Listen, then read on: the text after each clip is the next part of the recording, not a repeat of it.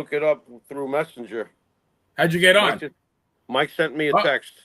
All right, well, we're going and begin. All right, well, good evening to all you bum-a-maniacs, a name just given to us by Foxhole Willie. Thank you. Thanks, Foxhole. And welcome to another episode of the Baseball Bums. I am Benny Scala, a.k.a. The Player. Now, you may know me from that hit adult baseball film entitled Last Licks. And somewhere out there, Jimmy, Bill Clinton is watching this, and he's saying, I always liked that one. And you mean, wait a minute, you mean he's not denying it? He usually just denies that sort of thing. Probably not. All right. Well, I am joined, if we're bums, I am joined by the shaman of Shabby, the iconic Jimmy Farrow. Jimmy, how are you this evening? Well, I guess I'm wearing the Hulkamania red, so I'm halfway home, the red and the yellow. So there you go. I'm doing good, man. What's going on? All right, not much. Well, you know, I think we this is our go-home episode of who should and should not be in the Hall of Fame. I mean, we've gone around the horn. We did the managers. We've done all the infielders, outfielders, pitchers, catchers.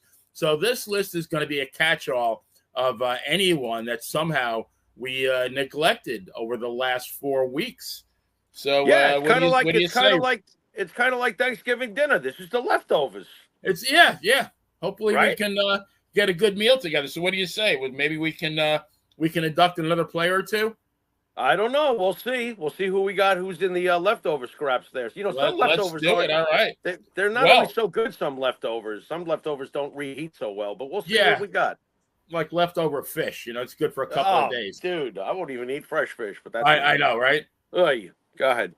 Fish is like people visiting, you know, it goes bad after a couple of days. Yeah, I got this thing about foods that smell like feet, like fish and eggs but I've learned to like eggs a lot, which is weird. I didn't think that would ever happen. I know, when you go to 7-Eleven, there's a sign, do not put fish in the microwave. I think the penalty is deportation.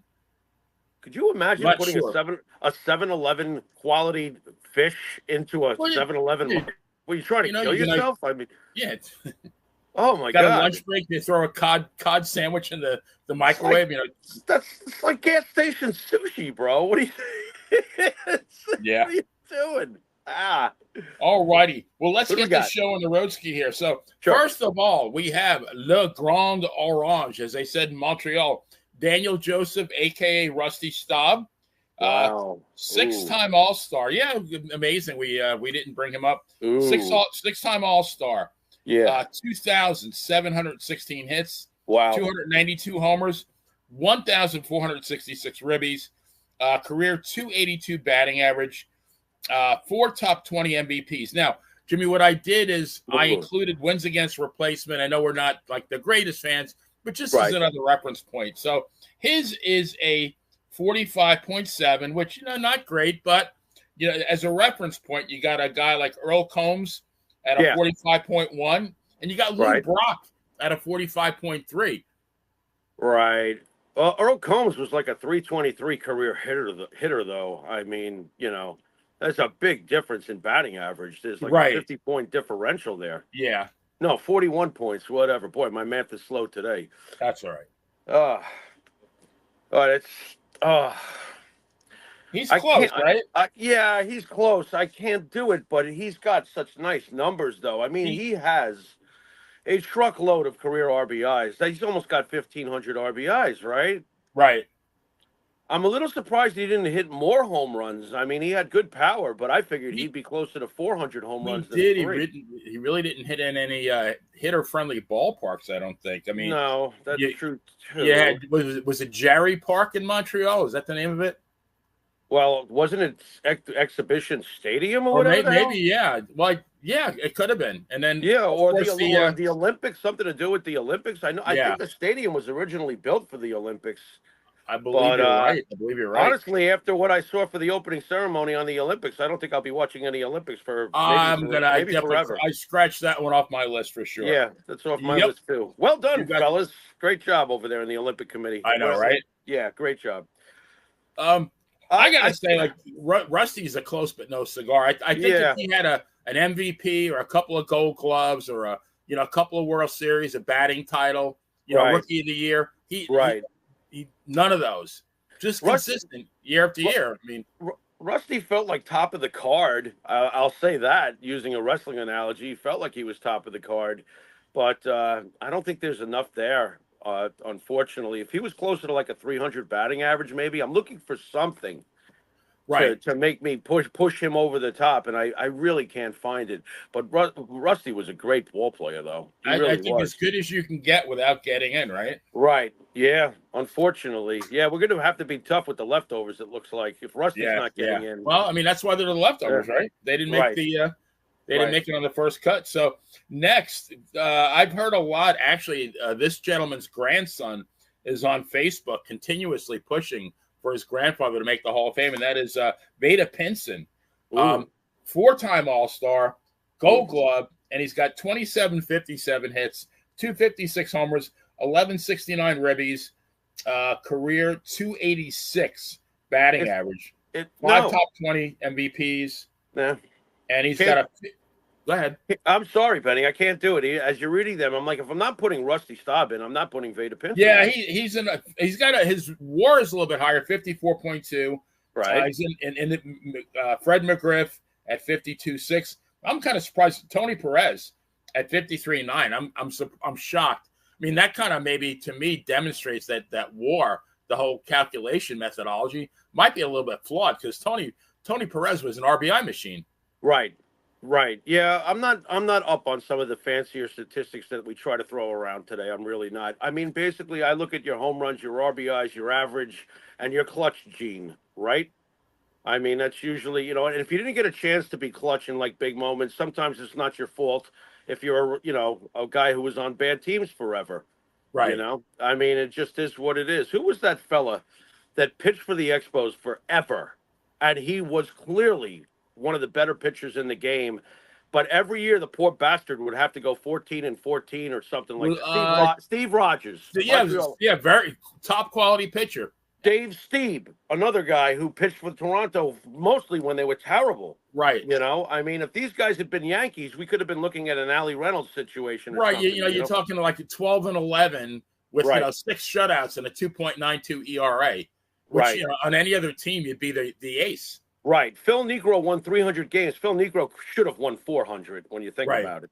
He was always on a bad team. I mean, he was having seasons where he was like 19-17, 19-18. It's ridiculous. What really boggles the mind to me is Warren Spahn. The guy won 363 games, and I think he missed like 3.5 seasons. Right. I mean, the guy would have been, he would have cleared 400. He would have. Yeah. He would have probably beat what's his name? Walter Johnson, right? Perhaps, right? Yep, crazy. Well, this guy I think is going to have a little bit more appeal to you, and that is Bill Madlock. 3-time All-Star, World Series, 4 batting titles. Right. Career 305 batting average, 6 top 20 MVP postseason, 308, only a 38.3 WAR. You got a couple of Hall of Famers at George Kell and the old catcher Ernie Lombardi are right in his neighborhood. See, right there, that stat to me is kind of like a little bit of nonsense because you told me what I needed to hear as far as his batting average. He's a 300 hitter in the regular season, lifetime in his career, and he's a 300 hitter in the postseason. I don't give a crap about his WAR. You know what I mean? Is that wrong of me? I'm like, I don't care. No. Like I said, I think it's a flawed stat. I mean, people live and die, and I'm kind of like you, though. I mean, I threw it in there as one extra reference, but no, I'm glad you did, though. I mean, when you lead the league in the whole league in batting 4 times, right? You're upper echelon. You're in the top 5%. Okay, now before I make a definitive choice, though, I need to know very important things. How many home runs for his career, RBIs, and how many hits did he have in his career? Let's see, Madlock. Because Madlock had like a cluster, if you look at his career, and then weird stuff happens. He kind of tapered off at the end. He very much so tapered off. He only played from 73 to 87. He was out of the league at 36. It's still 15 years, though. 15 seasons. So he played a while. One was a cup of coffee, but see, he's got 2,008 hits. He's got homers 163, ribbies 860, stolen bases 174. Yeah, it's not. Look, it's not Don Mattingly. It's not productive enough. There's not enough there. I mean, he cleared the 2,000 hits, and that's good. But if you look at Mattingly's numbers with the 307 lifetime batting average, he also has identical numbers to Kirby Puckett for the most part. Mattingly's got the 9 Gold Gloves, the MVP. Yeah. He's got all those other things, and the clutch factor too, as far as hitting whatever he hit, 417, 430, whatever the hell he hit. In the postseason, 444, I think he hit. Yeah, with the home runs and stuff, especially the one into the bleachers when the roof caved in at Yankee Stadium. He was very clutch. So he's short, man. I hate doing that, though. The 305 batting average is a beautiful thing, but to be fair, to be accurate, Madlock was on a 320-plus lifetime career batting average when he was really rolling. He was looking like a first-ballot Hall of Famer, and then he fell off the face of the earth. Damn it. Yeah. I got to go with no. Like, if he had maybe, can you eclipse 1,000 RBIs for me? I mean, that one hurts. Yeah, let me. He kind of did like ebbs and flows. So he won the batting title in '75 with the Cubs, with a 354 batting average. Wow. 76, he follows it up, wins again at 339. Right. But then he goes 302, 309, 298, 261. Right. Now he's with the Pirates. In 1980, hits 277. Then rebounds in 81, wins the batting title with a 341. Crazy. That's crazy. Yeah, then 319, and then wins it again in 82 with a 323. But then he goes to 253, 275. Yeah, what happened? Yeah, he fell off the face of the earth. I mean, he peaked at like 32. It was all downhill after that. What do you think, Benny? This one's painful. I mean, I brought him up too, so it's my fault. But I mean, the batting average in. I'm not sure about everything else, though. And he got, one Gold Glove? Did he win any Gold Gloves? I mean, no Gold Gloves. No Gold Gloves. Yeah. Didn't hit 100 home runs. Didn't knock in 1,000 runs. Kind of had like maybe 5 great seasons. Ugh. Yeah. And not on a Mattingly level either, as we just discussed. No. I mean, if Mattingly's not in, certainly Bill I think Mattingly was a 5 times the ball player Madlock was. Oh, yeah. No doubt about it. It's rough. It's really rough. I'm going to have to say no. Ugh. Yeah. I figured that would be our most controversial one. Yeah, that one was tough. Be close. Al Oliver. Okay. 7 times All-Star. 3 Silver Slugger. A World Series. A batting title. 27-43. 219. 13-26. Career 303. 9 top 20 MVPs. I always wondered about Al. Now I feel better, Benny. We've put somebody in from the leftovers. Al Oliver should be in. That's a very high hit total. Look, he's got almost 3,000 hits. He's knocking on 2,800 at least, correct? He checked. Yeah, he's 27-43. So lots of RBIs. Lots of RBIs. 13-26. Right. Won the batting title. Won a World Series. Silver Slugger. Right. Yep. 9 times in the top 20 in the MVP. So you're an upper echelon player. His WAR is 43.7, which Gil Hodges is 43.8. Tony Oliva 43.0. Ah, okay. I think he's in. Yeah. Why is he not in? What did he just get? He's like, I think fell between the cracks. He is woefully, and I mean woefully underrated, in my opinion. Yes, and good for him finishing up with a 303. He didn't hang around too long. You know what I mean? Right. Yeah, he's going to be in. Now, where's his grandson on Facebook? I mean, seriously, if anybody's got a case so far, it's really Al Oliver. He's better than everybody we've talked about. Maybe we'll get him on here one night. Oh, that would be awesome. Yeah, yes, we'll try for that. Next guy, I was very surprised. I mean, I knew he had some good seasons, but he had a nice body of work. Joe Torre, as a player, not a manager. As a player, right. Joe Torre, a 9-time All-Star, MVP, Yeah. Gold Glove, batting title. Yeah. He's got a 23-42, 252, 1185, career 297 batting average. Yeah. Yeah, I think Joe Torre was a Hall of Famer as a player. I do. Especially with a 57.6 WAR. So he's getting up there. Yeah, he's in the same category as Bill Dickey, Larry Doby, Enos Slaughter, and Bill Terry. And they're all great. Yep. Yeah, Joe Torre was a great player. Uh, had to wait forever to get to a World Series, and we all know what he did up in New York when he got a chance as a manager. My God, listen, as a manager, it's thank goodness it happened because he's a shoo-in now. He's in the Hall because that run was the best thing since Casey's Yankees. Oh, absolutely.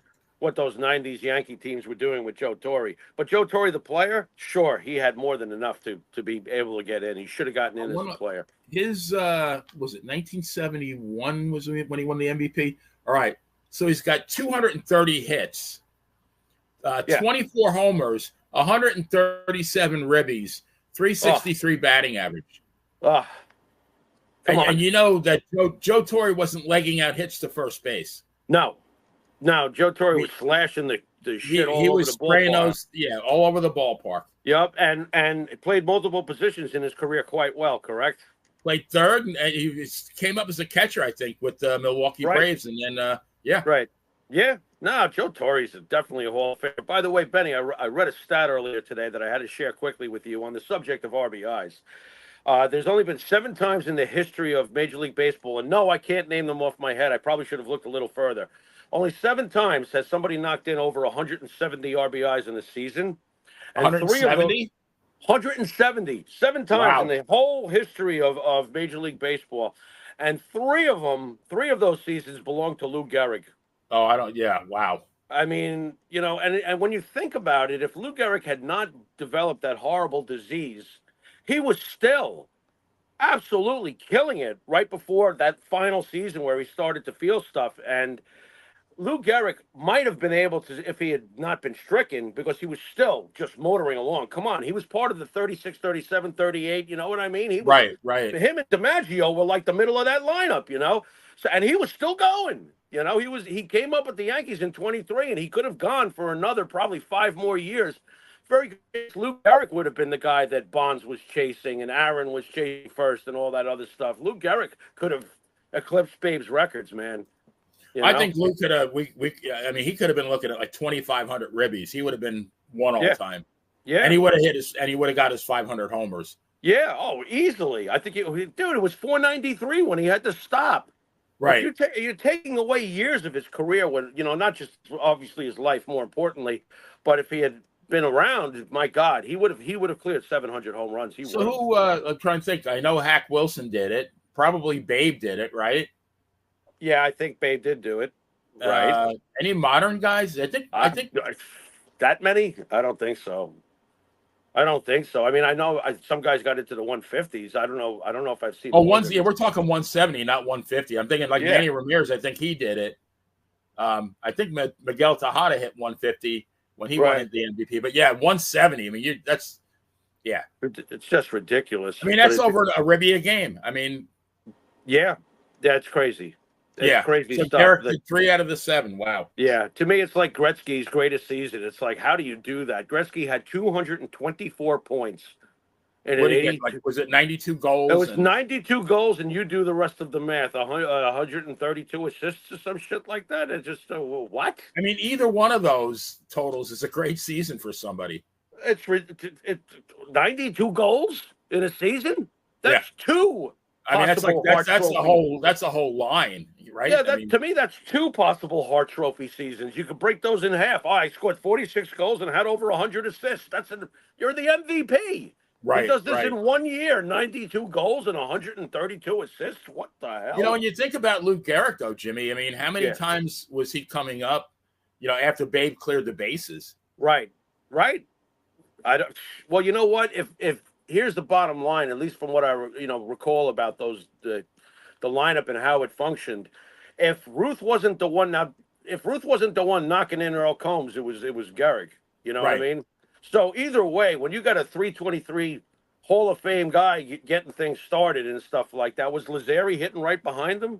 By the way, there was always somebody on base. The first 4 guys are Hall of Famers. Right. So there was always somebody to knock in. If Babe didn't do it, Lou would do it. Then if Lou wouldn't do it, Musial would do it. With his 109 RBIs that everybody forgets about in 27. Right. You know what I mean? What a team. Damn. I know. Ridiculous. All right. Now, this guy, this one might be a little bit of a tester here. Will Clark, the natural. Oh, I loved him. Yeah, yeah, six All-Stars, 2 Silver Slugger, Gold Glove, NLCS MVP, sure, 2176, 284, 1205, 303 batting average, and a 56.5 WAR. How many RBIs for his career, please? 1205. And what was his lifetime batting average? 303. 303 lifetime batting average. Why if that's the case, why the hell is Will Clark not in the Hall of Fame? And again, 56.5 WAR in the same category as he's in Bill Dickey. How many home runs? How many home runs did Will have? 284. So so he had good power, had the 300 average, and he hit 333 in the postseason. Yeah, I always felt that he was one of the best at the time. You know what I mean? He felt like one of the best, and he played like one of the best. I liked him. I think he was pretty much surly and stuff, but that's usually what I like. I kind of like those guys with that kind of edge. If you get a base hit, and you come up to first, I don't want to have a conversation with you. No. I hate when that happens. They're practically like splitting Twinkies. No, if you're on first base, that means you're going to score a run. That means you're taking money out of my pocket if I lose the game. Why do I like you? Right. I'll like you after the game. Right. I totally agree. And by the way, that's the way it should be. I was able to do that when I played. I mean, like we hated each other during the game. Afterwards, we're having ice cream. Yeah. Yeah. It is what it is. But once the game starts, fuck that. Let me take a quick look. I want to see Will Clark. Yeah. Surprised about the batting average. I didn't think he hit 300 for his career. 303. Then I don't understand why he's not in. That doesn't make sense to me. And he left. He got out of the game. His last season was in 2000 at the age of 36. He split the season with Baltimore and the Cardinals. He hit 301 for the Orioles and 345. Wow. For the Cardinals. Combined 319 batting average. I'm wondering, so he went up with 21 homers, 70 ribbies in 130 games. Why didn't he play a couple more years? I don't know. What happened? Did he have an injury? I don't get that. Was he on the steroid list or something? I mean, did he like want to get out of the game before the shit hit the fan? I don't know. I don't know. He didn't strike me as some steroid head, that's for sure. Right? His lowest batting average, Jimmy. His lowest batting average was 283. Listen, Will Clark was really awesome, and you're telling me he's a 300 career hitter on top of everything else? Nah, this is stupid. What is this? The media don't like him, I guess, right? And he's got he can have 5th place MVP, 5th place, 2nd place, 4th place, and a 15th place MVP. So yeah, agreed. Yeah. I mean, to me, the 303 does it. Yeah, he's in. Gold Glove. All right, so we found 3 guys so far, and we were really in pain about not giving it to Madlock. Right. Was Madlock? You know what? Was Madlock a leadoff hitter? See, that's something I don't know, because if that's the case, if he was mostly a leadoff hitter or even a number 2 hitter, I might soften up on his career home run and RBI totals, because his average is obviously there. And his 4 batting titles are obviously there. So if he hit at the top of the lineup. Well, anybody in the chat room, if you know that would be, let's see. Yeah, let us know.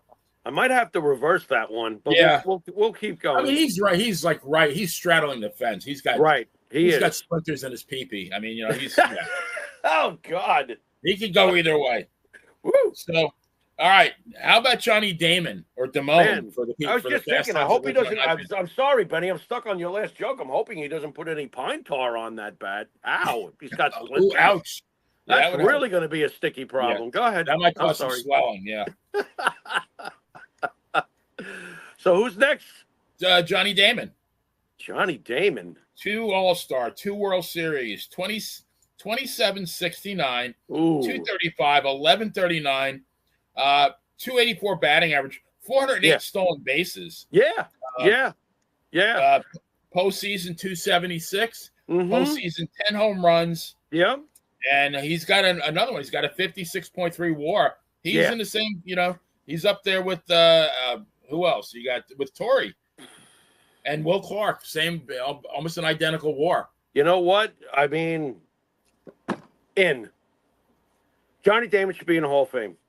Absolutely. I mean, that guy was paid to do what for almost 20 years was to kickstart, right? To get things going, to make things happen with his legs. You got over 400 steals. How productive. Ton of RBIs, almost 2,800 career hits. Uh, Postseason, we all know about Johnny Damon. If you're a Boston Red Sox fan, you adore him. If you're a New York Yankees fan, you adore him. How many freaking guys can say that? Right. Okay. Yeah. Beloved by the Yankees and the Red Sox. Not many. Not many. I mean, the Red Sox fans, I'm not sure how they feel today about Roger and Wade, because Roger and Wade were clearly great Red Sox players. They should love them. But both came to the Yankees and contributed heavily. And the Yankee fans are very fond of Wade Boggs and Roger Clemens. So I wonder where they sit with that one. But I know for sure that they love Damon. And I know for sure that we love Damon. The chat room is unanimous for Johnny Damon as well. Yes. So I think nice job out there, folks. I agree. And 284 is a nice, solid lifetime batting average with everything else that he did. You know, if you had told me 260, okay, we got a problem. But we all know that Johnny Damon might have been career 284, but he felt like he was 300 really in his prime. You could pencil him in. I'm very surprised. Only 2 All-Stars, and I'm very surprised no Gold Gloves. Just underappreciated. He was fine out there. I never considered him a problem. Johnny Damon, and look, he stole 2 bases on 1 play in the World Series too. You know, always glad to have him on the team. Oh yeah, he's the real deal. All right, how about Moises Alou, which this one just came up. I was just looking at at one point I was going through the Baseball Reference website, and I just went purely on batting average. So this guy came up, Moises Alou, 6 All-Star, 2 Silver Slugger, World Series. He's at 2134, 332, 1287, career 303, and he's in, bro. Yeah. Listen to what you just read. That's lovely. Do that again. Read those again. What a beautiful career that man had. 6 All-Star, 2 Silver Slugger, 1 a World Series. Yep. 2134, 332, 1287. Those are nice stats. Yeah, beautiful. Career 303. Yep. Yeah. In 6 top 20s. Why is he not in? Yeah. Yeah, really makes you wonder about some of these guys. Why? Wait a minute though. Why is he? How long has he been out of the game? Why is he not let's in? See. I'll tell you. Hang on. Let's see. He should be in. Oh God, hasn't been that long. I don't understand these writers. I don't know what the hell they're judging it on. Moises Alou left the game in 2008. Yeah. Oh, bro, is he off the ballot? It's 15 years usually. Oh. Yeah, he had some nice seasons. Oh God! No, he should. And he lost. He didn't play in 1999. I don't know what happened. I guess maybe he was injured. He missed the whole 1999 season. Right. Yeah. But he was the year before that. He was his line was 38, 124, and 312 for the Astros. Damn. Good ball player. Really good. Oh yeah. He has more than enough on that plate there, man. I agree. I can't believe he got in.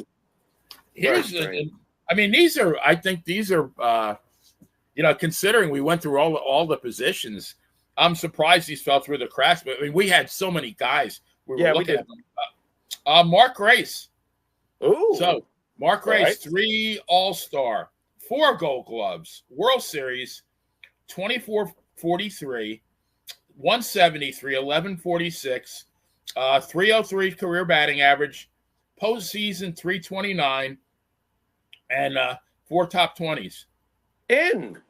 Yeah. What the hell?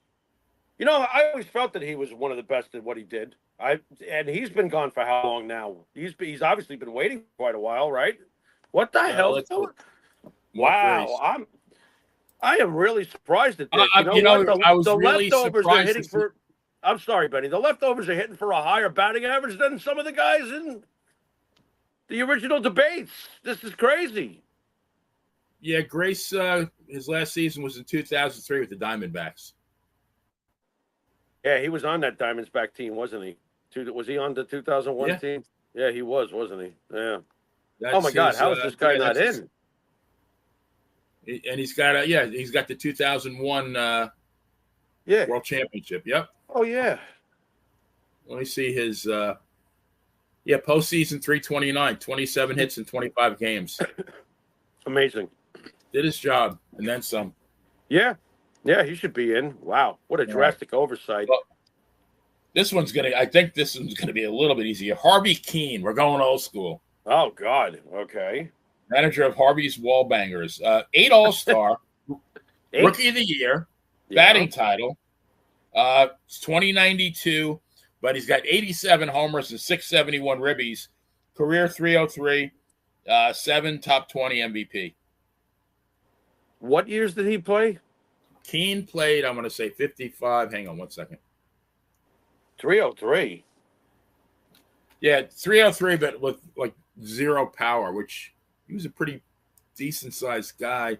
Keene played from 53 was his first full season. And last season was 66. So he was around when Mazeroski was around for part of it. Yeah, he played for the Indians in 1960. He's good. Right. I mean, his first full season, he had 209 hits. Then he's got 201, 190, 196. He's got another 198. Pretty solid. Then he kind of tapered off. Another one like where, the first 7 or 8 seasons were phenomenal, and he kind of fell off a little. What was he like, a scrub the second half of his career? Is that what you get at? No, not too bad though. He was on the 62 Giants that won the pennant. Right. He was 304 there, 290. And then I mean, he was pretty much done at like 32. I don't know, man. He's got a batting average there for his career. 8-time All-Star, so it wasn't an accident, right? I think I was going to say, remember back in the day they played 2 All-Star games? Oh, he's got yes, but he's actually got, let's see, 1, 2, 3, 4, 5, 6, 7. He's got 7. He played a couple of games, a couple of years. Okay. But first 7 full seasons, he made the All-Star team. And that was it. Yeah. Oh, boy. What do you think, Benny? This is a rough one. I know. I'm impressed with the batting average. Yeah. His 26.0 WAR, which I think is the lowest of anybody we have in here. Right. I can't believe how low that is. Yeah. Well, if we're not putting Matlock in, we're not putting him in. Yeah. All right. It's kind of hard with the 87, 671. I mean, Yeah. I wonder who the best ones were he was going up against during those years of his career. Because Mazeroski's got a 260 lifetime batting average, and he's in. Right. I don't know. He was on the same team as Al Kaline on the Tigers. Right. And maybe what's his name? Rocky Colavito. Gotcha. All right. Well, this one's going to make you smile, I think. That was rough. I'm not sure what your reaction is going to be on this next guy, but Robinson Cano, don't you know? 8 times All-Star, 5 Silver Slugger, 2 Gold Gloves, World Series, 2639, 335, 1306, career 301, 6 top 10 MVPs, and a 68.1 WAR, which is the highest one that we have of anybody. Right.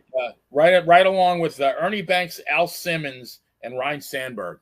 Yeah. I am not one of the Robinson Cano haters. I was very disappointed that he went somewhere else. I was too. I never, ever agreed with, one time he was seen not legging something out. Now he's a Jaker. Do you know how healthy and sturdy and reliable Robinson Cano was for his 9 consecutive seasons on the Yankees? The guy almost never missed a game. He almost never missed a game. I think he is alongside of, obviously, if I had to name the greatest second baseman in the history of the Yankees, and I know I'm going to pass over a couple of really great names on the way, but to me, it's Tony Lazzeri, Joe Gordon, and Robinson Cano. Robinson Cano's 9 seasons with the Yankees alone were ridiculous. He was prolific, and he was the greatest. He really was. when he went to Seattle, he still put up some pretty good numbers that other teams would kill for. Honestly, I'd kill for them right now. All right. I would take Robinson Cano on the Seattle Mariners right now, the way he played for the Mariners right now for our lineup, the way, unfortunately, Glaber has struggled. Robinson Cano, 301 lifetime batting average, Gold Gloves, championships, blah, blah, blah, blah, blah, blah, blah, blah, blah. He's a Hall of Famer. I'm sorry. Whether you like him or you don't like him is really irrelevant here. Robinson Cano was an all-time great at his position. You know, Jimmy, be in. Absolutely. I'm looking at his stats. So first year comes in second, Rookie of the Year with a 297 batting average. Next year in 2006 plays 122 games. Right. Hits 342. He's on his way. Right. Comes in 22nd in the MVP, which is with a 342. But then for the next 1, 2, 3, 4, 5, 6, 7, 8, 9, 10. For the next 10 years, counting his 3 years in Seattle, he never plays in less than 156 games. It's ridiculous. It's ridiculous. And then people have the nerve to say that he's jaking it. Get the hell out of here, man. You play that many games a year, you know what? You are reliable. You are reliable. We know you're going to be out there, you know? And by the way, his bat was lethal. Absolutely lethal, you know? He played the game one speed, real calm, real professional. Quite honestly, that's my opinion. I love the fact that he was always right here. You know, I love when they go up and down and go crazy, but you got to have some of those guys that are right here all the time. And that's really what Robinson Cano was. He was obviously, you know, a good teammate to his guys all those years. You know, I never heard of any crap between him and other players. He's fantastic. What did he not accomplish? Right. You know, unfortunately, you know, at the end, he crashed and burned and didn't get a shot for 3,000 hits because he was well on his way. He could have done it, but that doesn't take away from it. I believe that one day the Yankees, at the very least, should at least give him a plaque for his 9 years of service with the championship also, for what he did. Willie Randolph has a plaque. Played a little longer for the Yankees, but you're not going to tell me that Willie Randolph was Robinson Cano. You're not. It's not going to work. Robinson Cano was the best of the best with a Roberto Alomar kind of bat. You know what I'm saying? That guy was fucking great. Pardon my French. I mean, you know? elite. So his last 4 seasons with the Yankees, came in third in the MVP in 2010. Won the All-Star Gold Glove, Silver Slugger. 2011, sixth in the MVP, All-Star and Silver Slugger. 2012, fourth in the MVP, All-Star, Silver Slugger, and a Gold Glove. And then fifth in the MVP with a silver. I mean, you're talking about and then his first season with Seattle makes the All-Star team fifth MVP. You got 5 consecutive top 6 MVP finishes. You're amongst the best in the game. Yeah. You agree with me that they should at least give him a plaque someday? He deserves Absolutely. to be recognized. One of my you know, my birthday is June 24th. 24 has always been my favorite number. Right. So yeah, I mean, I always loved Cano. I was heartbroken when he left. Well, there's another number 24 that's got a plaque out there in the park, and that's Tino. Yep. But yeah. No, Robinson Cano was one of my all-time favorite Yankees. Oh, he was great. You could count on him every day. You know, Tommy Henrik had the name Old Reliable, but Old Reliable definitely fits Robinson Cano's time with us. He never missed the game. Never totally missed the game. Now, this next guy, to me, is an enigma. Juan Gonzalez. Oh, here we go. I can't wait to hear this. Go ahead. All right. 3 All-Stars, 6 Silver Sluggers, 2 MVPs, 1,936 hits, 434 homers, 1,404 ribbies, career 295. 7 top 20, postseason hit 290 with 8 homers in 15 games. He's got a low WAR, 38.7. Yeah. Don't care.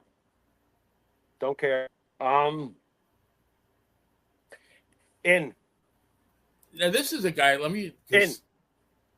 Great power. The guy was a bad mamma jamma. By the way, that's disgraceful. How do you win 6 Silver Slugger awards and only get elected 3 All-Star games, by the way? What's that? That doesn't make any sense to me. That makes no sense to me. A prolific home run and RBI machine with a high enough batting average. Like if you had told me again, 265, 275 even, no. what, 295 with 434 career home runs and what, 1,400 RBIs or so? You said something like that. 1404. Stop right there. In. So, plus, you're telling me in the postseason he hit 8 home runs in 15 games. Want to prorate that for me, Benny? How many home runs does that average out to for 162 games? About 87. Hey, come on. I thought he was one of the best. I was always afraid when he came to the plate. You know, I didn't want to see him at the plate. No, he's in. His 96, he won the first MVP. His line was 47, 144. There's those RBIs. Yeah, next there's those year, RBIs. Yep. 42, 131, 296. Came in ninth in the MVP. Nice. The next year, Wait 45. a minute, stop, Benny, stop. Oh, I'm sorry, bro. 136 RBIs, and he's ninth in the MVP voting. Oh, my God. He won it the next year, though, with 45, 157. Wow. There's the Wow. Yeah. Nice. He's got 2 MVP seasons, you said, right? Yeah, two out of the 3 years. Wow. Oh. My God, I think he did enough, Benny. I think he was one of the most dominant sluggers of the '90s. Easily. He did enough. He did enough. Hit for average. Yep. Yeah, I don't know how he only has 3 All-Stars if he had 6 silver sluggers. I don't know either. Maybe it was the position he played. There was a logjam there with a lot of great hitters at the time. Right. You know. But I can't penalize him for that. That's just he's got a very impressive amount of home runs for his career, very impressive amount of RBIs. The batting average is very impressive. You know, I think he did. I think he did enough. Juan was an RBI monster. Absolutely, he was. I think he should be in. A masher, definitely a masher. All right, this one might be a little bit easier. Joe Carter, 5 All-Stars, 2 Silver Sluggers, 2 World Series. 2184, 396, 1445, 259 batting average. Oh! 10 100 plus ribby seasons. Yeah. Oh. Benny, help. Okay, here's my problem. Right away, Joe Carter is one of my all-time favorite players that never wore a Yankees uniform. Joe Carter blew my mind how every goddamn year he'd have 100 RBIs. Yeah.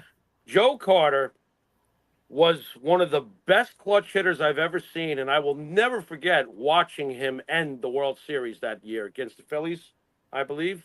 What was it, Wild Thing, Mitch Williams? Yes. But, you know what?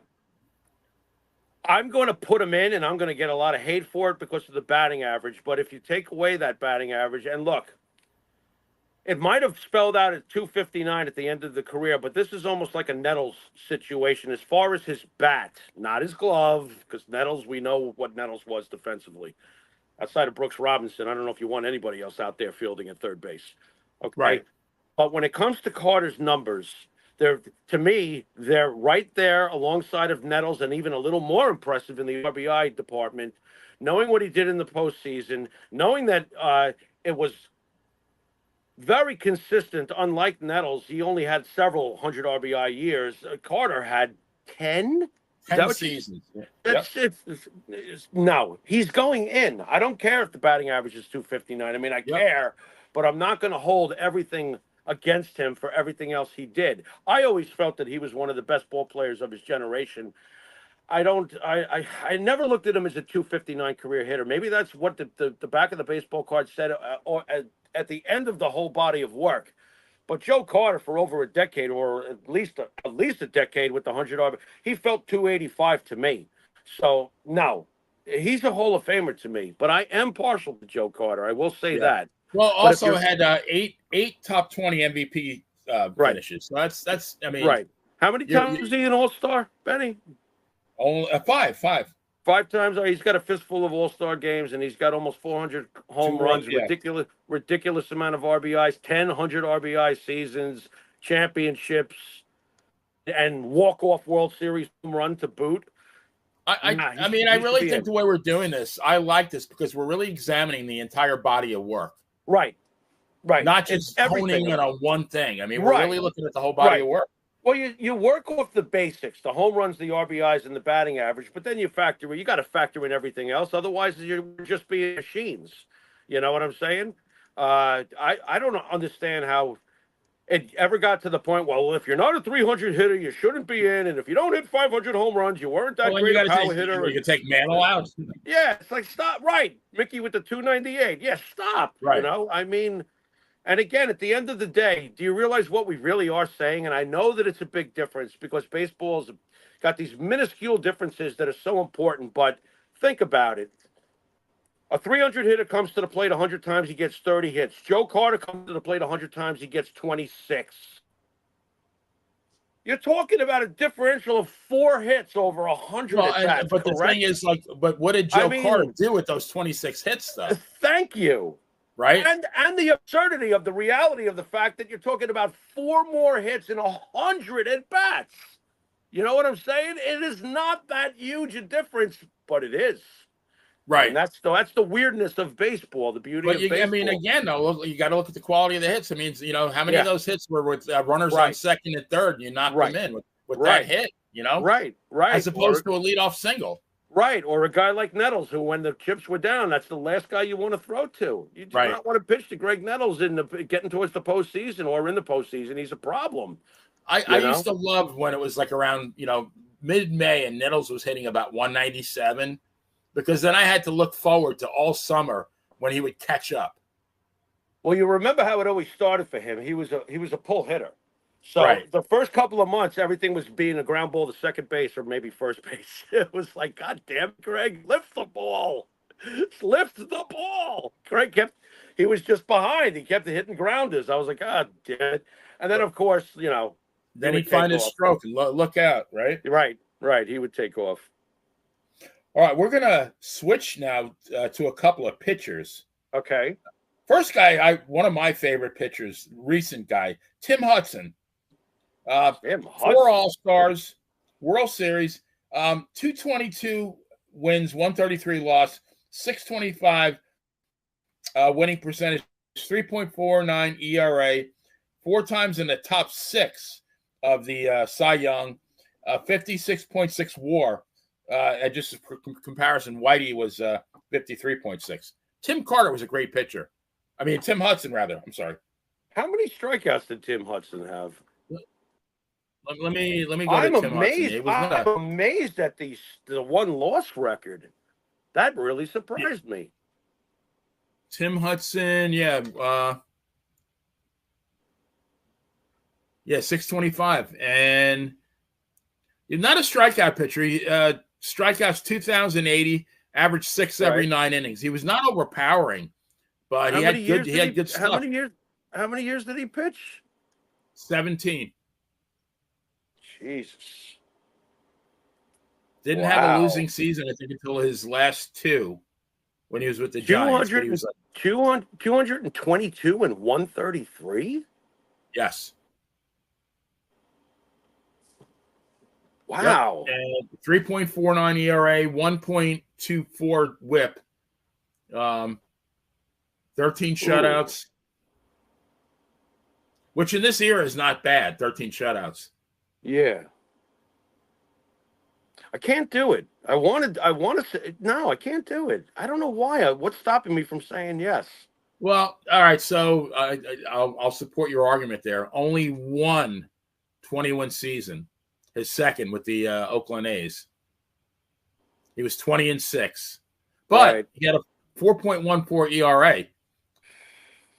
What years did he? That's kind of odd. He had a 4.14 ERA, and he came in second in the Cy Young. In what year? What year 2000. was that? 2000. Wow. Then he was 18-9, 15-9, 16-7, 12-6, 14-9, 13-12, 16. I mean, consistent, right? But yeah, I mean, I would have liked a couple of more. If he had 3 or 4 21 seasons, he's easily in.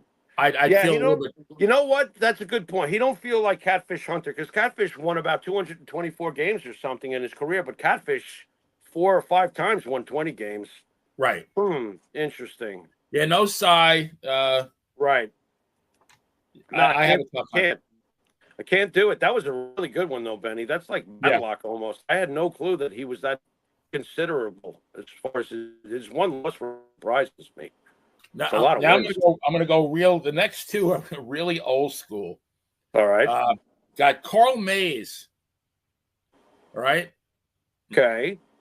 4 World Series, 207 and 126. So a 622 winning percentage, 2.92 ERA. Yeah. In the postseason, 3-4, but a 2.35 ERA. Okay. And a 51.3 WAR. Great pitcher back in the day.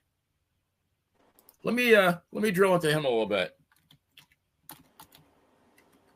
He's known for a very bad thing, of course. You want to tell the audience at home what that is? Yeah, he killed was his name Ben Chapman of the Cleveland Indians. I think the only fatality in the history of Major League Baseball. Right. Now, Mays. Now he's got 207. Hudson had 222. Mays had 1, 2, 3, 4. He had 5 20-win seasons. How many years did he pitch? 15. Championship? 15. Yeah, he's got 4 World Series. 4 championships. 4 championships. Yep. 2.92 ERA. You think he's not in because of the Chapman scenario? No, I don't think so. Why would that be? Right. He sounds like a Hall of Famer to me, Benny. I mean, in 1920, 26 and 11. Yeah. 1921, 27 and 9. Yeah. He was he was not on murderer's row. He left the Yankees in 23, but his first year with Cincinnati in 1924, and they weren't a great club, but he was 20 and 9. Right. He sounds like a Hall of Famer to me. 29 shutouts. Yeah, I let me see. And the one loss again, one more time with the wins and losses. 2 where is he? 207 and 126. Yeah, that's a great winning percentage. That's 622. Yeah. And if that's a 268 career batting average with 5 homers, and he knocked in 111 ribbies as a pitcher. Yeah, I'm going to say he's in. I like long overdue. Do you think it's because he's measured against the guys, at his time? I mean, for God's sakes, if you're going to measure him to Christy Mathewson, or Walter Johnson, or Cy Young, or Grover Cleveland Alexander, Pete Alexander, right? Exactly. Then of course no. But if you're looking at him from how we, what we've seen happen with baseball over all the years, you're talking about a pitcher with a 622 winning percentage who went over 200 career wins and has rings and could hit. I mean, they look at Shohei Ohtani. This guy, obviously, Mays could hit. Very interesting. I would say he's in. Wow.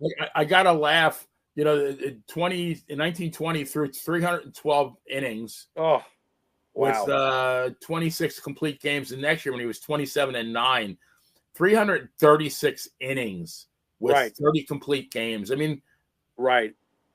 Yeah, I think he's in. That's a nice one. Where'd you find that one? Pretty good there, Benny. Yeah. Well, just thinking about old Yankees. And here's another one. Urban Shocker. Oh, that's a blasphemous. This is the sad story, though. Doesn't Urban Shocker pass away?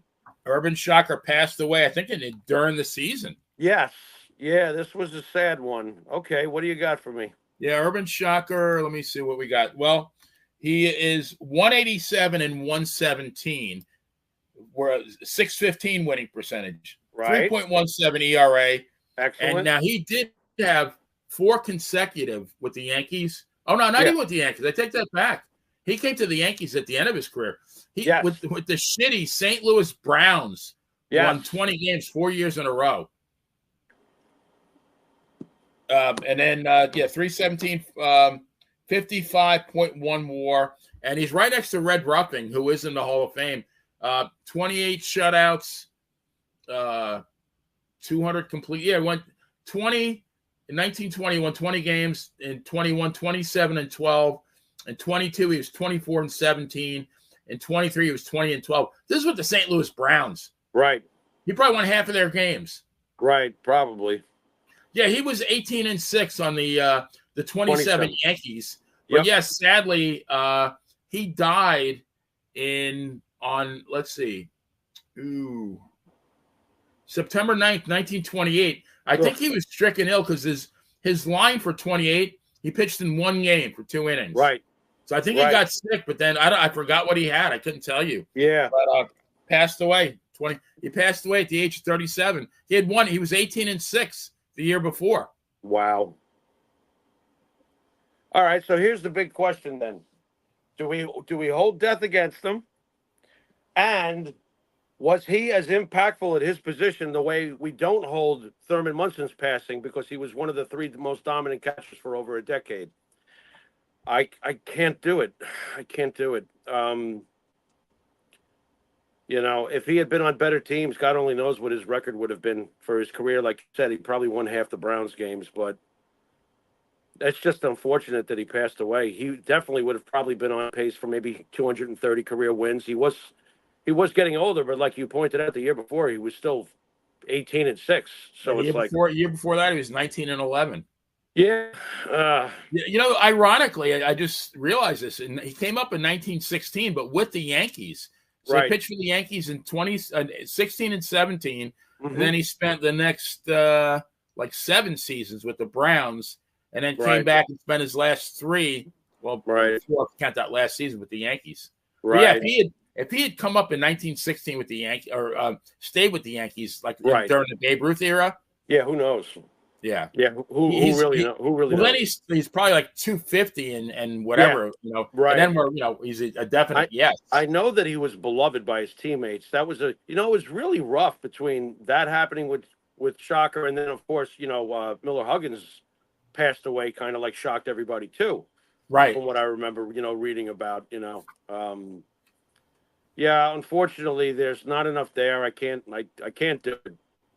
I always looked at Hoyt and Pennock as the main guys from those 20s teams anyway, but that's just me. Wade Hoyt and Herb Pennock. I mean, he had a great 1927, 18-6, 2.84 ERA, 13 complete games, 2 shutouts. Yeah. How did he do? Let's see. Yeah, ironically though, he did not pitch in the 1927 series. Right. Must have been starting. That's kind of odd. Well, he's already full. Whatever it was, I got to look into that, but it's just sad. He kind of got, life stopped him. Yeah, that's all there is to it. Yeah, I can. And unlike Munson, and unlike Munson, not so super dominant that I would look past the fact that he had to he couldn't play anymore, obviously. So yeah, that was a good one though. That wasn't bad. Yeah. Yeah, I really had to dig that one up. I mean, not literally, but I mean, close. Oh, Jesus. So, more recent, David Price. Okay. 5 All-Stars, World Series, Cy Young. He's 157 and 82 with a 657 winning percentage. Wow. 3.32 ERA, 4 times in the top 6 in the Cy Young. 40.3 WAR. I'm not doing it. He was very, very good, but he didn't accumulate enough. That's the bottom line. I mean, if you do him, don't you have to do Ron Guidry? I mean, Ron Guidry had a better career, right? By far. I mean, I think they're right at the same number of wins, right? Guidry was 170 and 93, maybe. I'm taking a guess here. Yeah, let me take a quick look. Ron won 20 games more than once. Might have done it 3 times. Guidry is 170 and 91, 651 winning percentage. Very close. Okay. 3.29 ERA. Right. But he's got 321 seasons. Right. Yep. Guidry's definitely better than Price. Guidry also did it all on one team. And Guidry, underrated as he won 5 Gold Gloves. We forget about that. Right. Yeah. Ron Guidry's close. He's close. I can't do David Price without doing Ron Guidry first. No, I agree. And I really wish, that's why when we talked about Guidry in the past, I'm so annoyed that the Yankees didn't really let him come up till he was 27. What the hell you doing? You might have possibly wasted 5 years. You know what I'm saying? He bring him up at 22. I don't give a crap. Let him figure it out. By the time he's You know, 24, he might have been as good as he was by the time he was 27. but I have to say, 1978, Ron Guidry, 25-3. Yeah. I think I watched every game or close to it. That was one of the most enjoyable seasons I ever had watching a player. Yeah. That was the greatest season I've seen. The only ones I could think of that are even close to it were like Gooden, what Gooden did in 85. 24-4, yeah. But in general, that still is the greatest season I've ever seen, plus the championship, I mean, we're topping it off with the championship. That season was complete agita. You know what I mean? That season was really a really up and down season. What a crazy year 1978 was. But he didn't just win. He dominated. Yeah, he did. He did. Yeah. Yeah, he's close, but I can't put him in either. He did not get to. I would have liked. Can you at least get me to 190? As far as the wins and stuff. 200 wins. 200 wins. Definitely. 200 wins, absolutely. Yeah, absolutely. And a shame because if he came up a little bit sooner, he was there. He definitely gets that. Yep, they didn't know what they had. Still one of my favorites, though. With all the great additions between 76 and 77 in the offseason, one of the greatest additions of all was the fact that Ron Guidry was going to get his chance. He wasn't a free agent signing. He was a kid that was coming up from Columbus, and the first full year he really gets to do something. He's 16-7. The next year was 25-3, So he came up right away and was the best pitcher we had. It wasn't Catfish in 77. It wasn't Figueroa. It was Guidry. And then in 78, it was Guidry again. He exploded. Good point by J.A. Will in the chat room. Mickey Rivers was a very good center fielder. I used to love, he looked like an 83-year-old man with bad feet walking up to the plate. The way he literally almost hobbled to the plate. Yeah. And then he connected and hit one of the gaps. He ran like the wind. And he ran like the wind. A damn colt. He ran like the wind. Mickey was weird. I remember him hitting 326 or so in 77, and then in 78 he hits 265, but it felt exactly the same. Because he was so exciting. And if he wasn't, his average went lower than 78, but he found ways to get on base anyway. He was a terror, Having nice baseball players like Mickey Rivers and Willie Randolph in that lineup was crucial. Those guys were table setters. Right. Bucky Dent to a lesser extent. But these guys got on base. And Munson, Jackson, Nettles, and Chambliss. Chambliss is always the afterthought, by the way.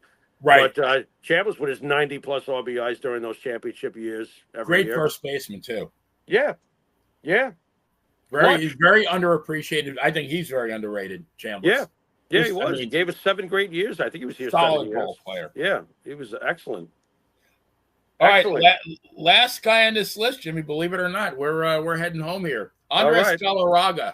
Ooh, the big cat cheese. Go ahead. 5 All-Star, 2 Silver Slugger, 2 Gold Gloves, batting title, 23-33, 399, 1425, career 288, 6 top 10 MVP. I'm laughing at the 399 home runs. What, they couldn't give him one more? Right. Do like Mr. 3000, Bernie Mac, right? You can't. Just bring him back like a year later for like a homestand or something. Swing for the fences, Andre. Go for it. No, and have the other team just like lay down and just bunt one and they're doing inside the park job. Yeah, I might cause a little controversy here, but I believe that Andres Galarraga is a Hall of Famer. The same way I believe Juan Gonzalez is a Hall of Famer. Andres Galarraga was a bad motherfucker. You did not want to be dealing with Andres Galarraga. And he was good for how many years? How long of a career did he have? He probably played at least 15 years, right? Let me see. Andres Galarraga was awesome. 399 home runs. That's hilarious. So close. Yeah. Galarraga came up in 85, and he played till a little bit in 2004. His last full season was in 2003. 19 years. Now, he also, 1999 did not play. So, he would have been that would have been his 400 home runs, right? Oh yeah, easily. But either way, how many RBIs? A shit ton of RBIs, dude. But yeah, again, so for 1996 with the Rockies, 47, 150, 304. Yeah. Next year, 41, 140, 318, 44, 121, 305. Wow. You just but Benny, that's in Colorado. The air is thinner. Todd Helton's not really a Hall of Famer. Shut up. Todd Helton was a great damn ball player. Oh my God. The fact that he was waiting, I'm like, what's going on here? Didn't they make Larry Walker wait too? I'm like, why is Larry Walker waiting? What the hell is wrong with you people? Yeah, I think Todd Helton could probably still hit 300 in the major leagues. You might have a point. Oh, he would definitely lead the Yankees in batting average. That's for sure. Right. You know, real quick, Benny, unless you sent the signal already, I don't want Mike to, be waiting for us to finish our last sentences. But what did you think of the whole deal with the process of the voting of the Hall of Fame, and what can we do to change it? Because we just came up with handfuls of guys who should be in. So what should be the curriculum at this point? I mean, what does it take to get in the Hall of Fame, and why is it a popularity contest? And can that ever be avoided or eliminated? I doubt it, but yeah, I mean, my understanding is it's the Baseball Writers Association of America, right? There's so many of them, and they all vote, and you have to get 75% of the vote, is it? Yeah. And I mean, you have a lot of regional bias. If you're a baseball writer in Milwaukee, I mean, you're not going to really appreciate, I don't know, Mike Trout. Although of course he's going to get in, but you have that regional bias. You're gonna lean towards your guys. I don't know. I think maybe extend it a bit more. Maybe extend the reach, get more people voting. I don't think you need something that sacred. Do you really want to put it in the hands of 400 people when baseball is watched by millions and millions of fans? Right. Maybe it is a way if you can expand the reach. And I think, I don't think you should. If somebody's a great ball player, I think somehow you have to keep them on that ballot permanently. Right. I don't know why. If you were a good ball player in 1978, you're a great ball player. You're still a great ball player. Right. Right. Well, what I'm hoping is that the mindset changes, because the whole point of what we've been doing for the last bunch of weeks is because the mindset is changing. They're officially, acknowledging other leagues and stuff like that, whether it's the Negro leagues. Well, now you better do it for the Japanese league if you're going to do that, as we've addressed with Matsui. You know what I'm saying? So I'm hoping that the mindset is changing. Are we getting a Mexican league too, or what? No, I don't think so. Should we?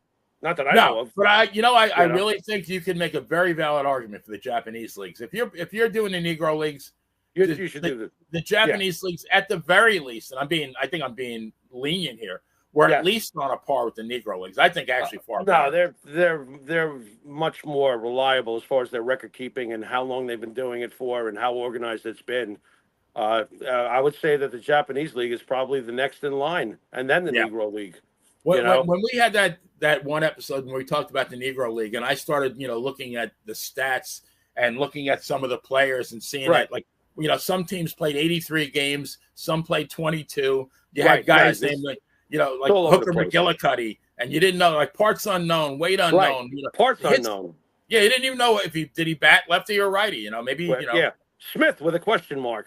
Right, a lot of question marks. We rest our case. You know what I mean? I don't think you have that with the Japanese leagues. So after further review, Andres Galarraga is a Hall of Famer. Yes. Yeah. And there you have it, folks. Right.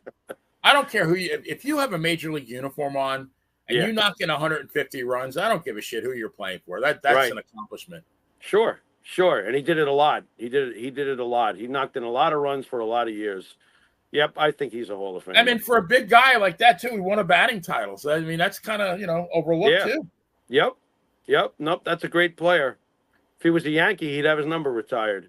Right. You know what I mean? So. All right, Jimmy, I'm giving Mike the 5-minute warning here. The 5-minute warning. 5-minute warning. All right. So I really think, at least for now, although I think this discussion could go forever. I think if I came to you tomorrow and say, hey, Jimmy, I got 20 more guys I want to talk about. But right. Wally Joyner. Yeah, right. He already got one. I don't think he was ever selected to an All-Star game, believe it or not. Right. Or maybe I'm thinking of Tim Salmon. It was like one of those guys. I'm like, wait a minute. How are these guys not? You know what? Just for the proverbial shits and giggles. I know we got 5 minutes left, and Mike's, it's like in My Cousin Vinny, my biological clock. But there you go. Let's see. Tim Salmon played for 15 years. Yeah, Rookie of the Year, World Series. 282 batting average, not bad. No. 299, 1,016, but he was often injured, unfortunately. 299 career home runs. There's another guy. Wait, what is it with these guys? They can't stick around for one more home run. I don't get that. That's very weird. Very strange. Had some good years with the Angels, though. Tim Salmon's one of the great all-time Angels. There's no doubt about that. Wally Joyner was another guy with a really nice career. What about Ron Gant? There's other guys. I'm sure we can look at other guys. Did we ever bring up Ralph Garr, the Roadrunner? What's that? Did we ever bring up Ralph Garr, the Roadrunner? I don't think we brought him up. No. Another one, right? Yeah. I'm not sure. I'm not sure. I'd have to look at his numbers, but I would say, yeah, I'm sure he'd be somebody to discuss. I'm going to make up a list for you. We don't have to even do it on the show, but I'll make up another list for you. Oh my God. Never-ending. I really think even with this show, what did we induct? About 5 or 6 more guys? I think we did. Yeah, at least. Yeah. At least. Yep. There were plenty of them. And well deserved, I think. Yeah, I think so too. Oh, here's we got to get the Willie, another guy, George Scott. Remember him? Oh, the boomer, George Scott. Absolutely. Wait a minute. Yeah. What about Willie Horton? Since we're talking George Scott. How about a guy who was a phenomenal outfielder, Reggie Smith, with the old Red Sox? Reggie Smith. Yeah, he was really good. Yep. Very good. Yep. Willie Horton. I'm thinking of Willie Horton now. Yeah, Yankee. Yeah. Wait a minute. Hold on. Boog Powell. Yeah. There's another MVP. Guy. Yeah. Geez, how many parts is this thing going to be? I know my 70th birthday is approaching. I think we're still going to be talking about this. There we go. Well, you should be in the Hall of Fame, damn it. Yeah, absolutely. So definitely want to thank our listeners for their weekly support. And If you like our show, please share it with all your friends and maybe even Gladys in accounting at work. There's a name you don't hear anymore, right, Jimmy? Gladys. Does anybody name their child Gladys anymore? No. I mean, I'd be relieved if I met somebody named Dave nowadays. You know what I'm saying? Right. Kenneth. You know anybody under the age of 20 named Kenneth? No. Right?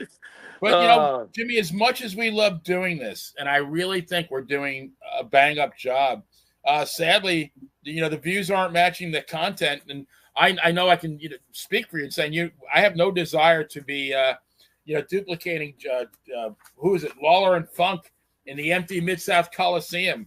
Yeah, that's terrible. Right? So please like and subscribe, and do not forget to tune in on. We got a great week this week. Got True Crime tomorrow night. We're going to be talking about Chris Benoit. Okay. And then Dan and Benny in the Ring. Tuesday night, we're going to be doing our SummerSlam predictions. Mm-hmm. On Wednesday, I'm really looking forward to this. Playa Unplugged. I have award-winning radio show talk host Jeff Katz. Jeff has been all over the country. Jeff is currently in Richmond, Virginia. He's been in Boston, Philadelphia, San Francisco, Charlotte. He's won awards from President Trump for his volunteerism. Just a great guy, great talk show host. I actually met him at Boogie's Wrestling Camp a couple of years ago, so I'm really, really looking forward to it. And then, of course, got the Monty and the Pharaoh show starting that guy over there every Thursday night. So, and we're still here. Mike didn't cut us off yet. So on behalf of the Pharaoh, this is the Playa. We're wishing you a safe week. And just remember that you can steal a bag in a grocery store. Actually, you can steal a bag on a baseball diamond, but don't steal one at the grocery store. Later, guys. Later.